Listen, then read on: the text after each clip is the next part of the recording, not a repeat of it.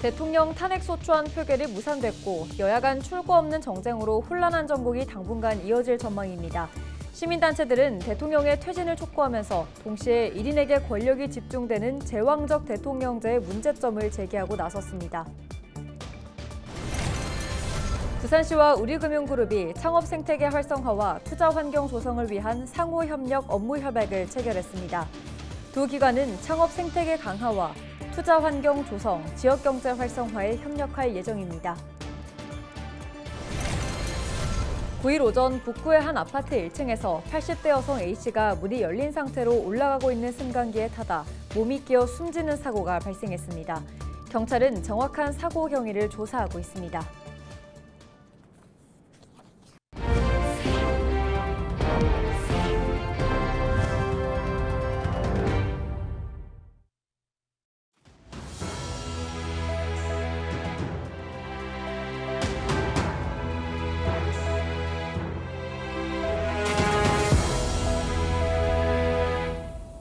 시청자 여러분 안녕하십니까?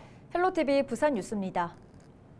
대통령 탄핵소추안 표결이 무산됐고 여야 간 출구 없는 정쟁으로 혼란한 전국이 당분간 이어질 전망인데요. 시민사회 단체들은 대통령의 퇴진을 촉구하면서 동시에 한 명에게 권력이 집중되는 제왕적 대통령제의 문제점을 제기하고 나섰습니다. 현재와 같은 승자 독식이 아니라 권력 분권이 가능하도록 헌법을 개정하자는 목소리인데요. 보도에 차선영 기자입니다. 윤석열 대통령 탄핵소추안 표결이 예고된 지난 토요일 오후 5시 부산 서면 일대 집회 장소 주변은 1시간 전부터 발 디딜 틈이 없었습니다. 대통령 퇴진을 촉구하는 팻말을 들고 탄핵소추안 표결을 지켜보기 위해 시민들이 한자리에 모인 겁니다. 체포하라! 새벽을 제외한 국민의힘 의원이 투표에 불참하면서 표결 자체가 성립되지 않은 상황. 국민의힘에선 윤석열 대통령의 질서 있는 퇴진을 내세우며 탄핵안 표결에 반대하고 있고 민주당은 앞으로 매주 토요일마다 수정 탄핵 표결에 나서겠다고 밝혀 비상계엄 후폭풍이 더욱 거세지며 탄핵 정국은 경랑 속으로 빠져드는 모습입니다. 이런 가운데 지역 시민단체와 야권의 대통령 퇴진 요구가 연일 빗발치고 있습니다. 이와 함께 이번 사태를 제왕적 대통령제로 불리는 1인 권력 집중 체계를 바꾸는 절호의 기회로 삼아야 한다는 목소리도 나왔습니다. 정파 간의 갑론을박하면서 이것이 우리가 정권을 획득하는 데 유리하냐 불리하느냐 이렇게 가버리면 또 거리에 이렇게 쏟아져 나온 우리 국민들의 염원을 훼손하고 왜곡하는 것입니다. 지방으로 분산시켜야 된다. 왜 우리가 지방 분권 개헌 이야기를 했습니까?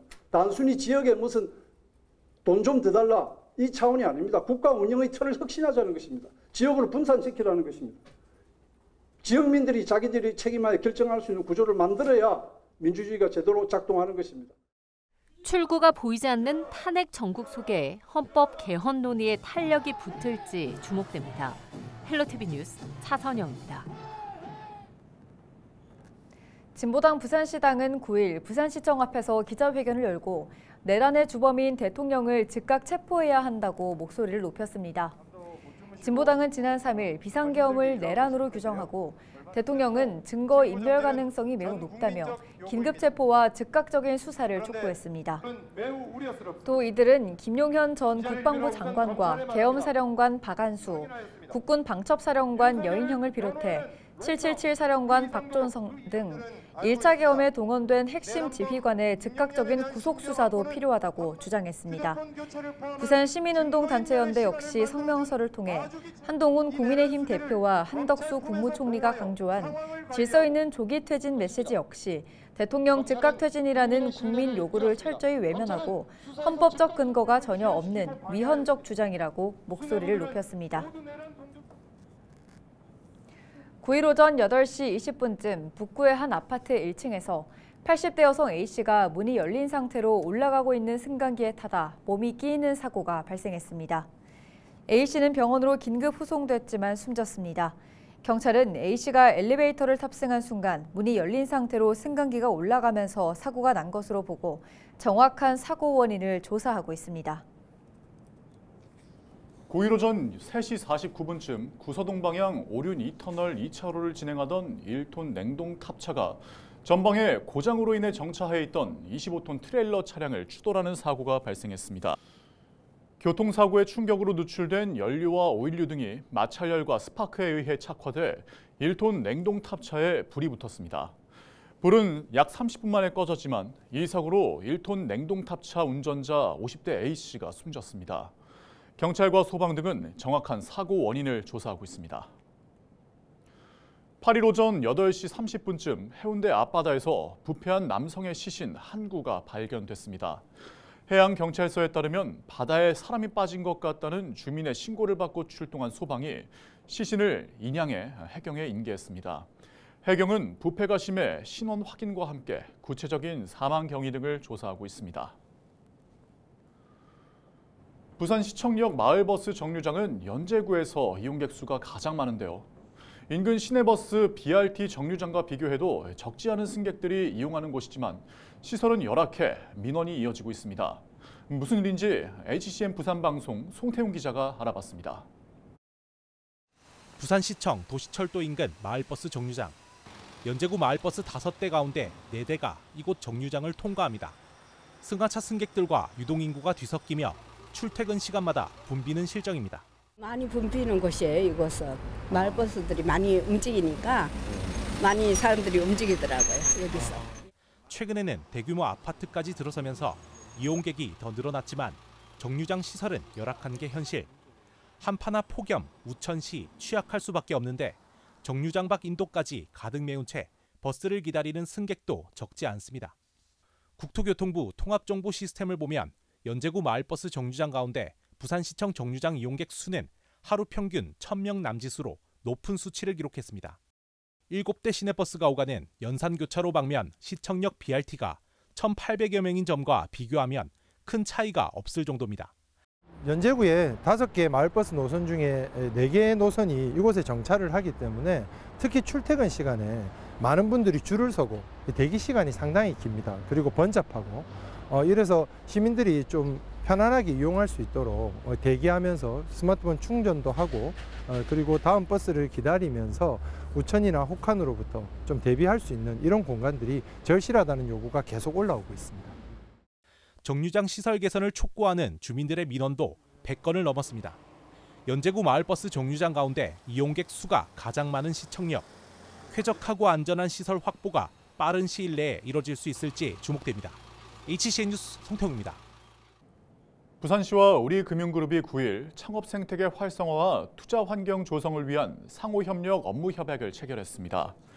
이번 협약은 부산의 창업 생태계 강화와 투자 환경 조성, 지역경제 활성화를 위한 협력 체계를 구축하기 위해 마련됐습니다. 두 기관은 이날 협약을 계기로 유라시아 플랫폼에 디노랩 B센터를 설치해 금융기술과 블록체인 등 금융사와 연관된 분야의 부산 소재 신생기업을 발굴해 육성할 계획입니다. 입주 기업은 12월 중 모집을 시작해 10개사를 내년 2월까지 선발하고 선발된 기업에는 투자 연계, 멘토링, 네트워크 연계 등 전방위적인 지원이 이루어질 예정입니다. 향토기업 화승이 부산시립박물관 지원 기부금을 부산시에 전달했습니다. 이날 화승이 전달한 기부금 1억 원은 LED 전광판 설치 등 전액 부산박물관의 전시와 홍보사업 지원에 사용될 예정입니다. 부산박물관은 매년 3차례 이상 기획 전시와 30여 종의 교육, 또 문화 프로그램을 개최하며 연간 40여만 명의 관람객이 방문하는 부산의 대표 문화기관입니다. 부산시는 가시성이 높은 LED 전광판이 박물관에 설치되면 시민들에게 좀 더 선명하고 쾌적한 관람 환경을 제공할 수 있을 것으로 기대하고 있습니다. 지난해 간암으로 생사 기로에 놓인 아버지에게 자신의 간을 이식한 부산전자공업고등학교 3학년 장희수 학생이 효행의 감동을 전하고 있습니다. 부산시 교육청이 부모님을 공경하며 참된 효를 실천해온 청소년을 격려하기 위한 제26회 가천 효행대상 남학생 부문 대상 수상자로 부산전자공고 장희수 학생을 선정했다고 밝혔습니다. 가천문화재단은 장희수 군에게 장학금 1,000만 원을, 부산전자공고에는 교육 기자재와 홍보비를 지원할 예정입니다. 에너지 취약계층에게 꼭 필요한 연탄, 해마다 겨울이면 연탄 기부 행렬이 이어집니다. 그런데 올해는 경기 침체가 이어지는 데다 연탄값도 올라 기부가 줄고 있습니다. 보도에 전소연 기자입니다. 새카만 연탄이 지게에 가득 쌓였습니다. 봉사 나온 학생들이 20kg이 훌쩍 넘는 연탄을 등에 지고 옮깁니다. 홀로 사는 어르신들은 잊지 않고 찾아와준 봉사자들이 고맙기만 합니다. 아유, 지다 오르고 비싸고 어떻게 할 수가 없잖아. 해마다 오시는데 그래서 이렇게 나르는 양반들 땀이라도 끓여 잡수라고. 이마에 땀이 송골송골 맺힌 봉사자들은 하나둘씩 쌓이는 연탄을 보며 뿌듯함을 느낍니다. 겨울이라도 계절에 구애받지 않고 뭐든지 할 수 있으면 좋겠다고 생각해요. 어렸을 때 연탄을 떼고 살았었거든요. 근데 그게 완전 시골이었어요. 마침 기회가 딱 들어와서. 춘천에서 연탄 떼는 집은 1000세대가 넘습니다.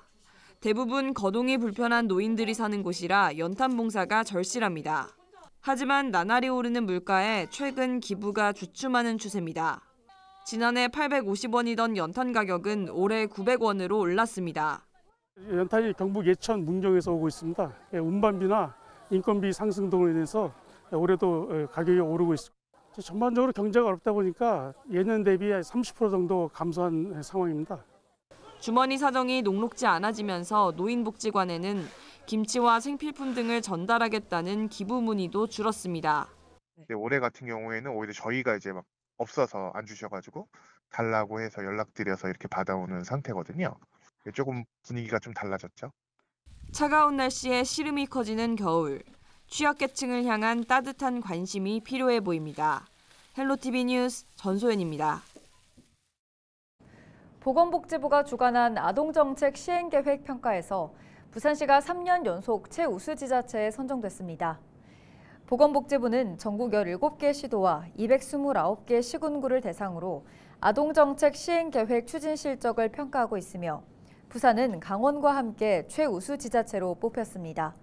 또 각종 법령과 사업이 아동에 미치는 영향을 평가하는 아동정책 영향평가에서도 부산시는 광역지자체 중 유일하게 최우수로 선정됐습니다. 부산시민공원 일원에서 2025년 2월 2일까지 거울연못 빛축제가 열립니다. 올해 주제는 달과 큰 별이 내린 거울연못으로 직경 10m, 높이 5m 둥근 달 모양의 대형 돔 조형물과 거울 연못에 걸친 별 모양 조형물, 인디언 텐트 모양과 수목과 어우러진 전구 장식이 특별한 겨울밤을 선사할 예정입니다. 한편 부산시설공단은 부산시민공원 외에도 부산 유라시아 플랫폼 미디어 아트와 대형 트리, 어린이 대공원, 주요 지하도상가, 부산 종합버스터미널 등 부산의 주요 관문과 터미널 등에도 다채로운 포토존과 이벤트가 펼쳐진다고 밝혔습니다.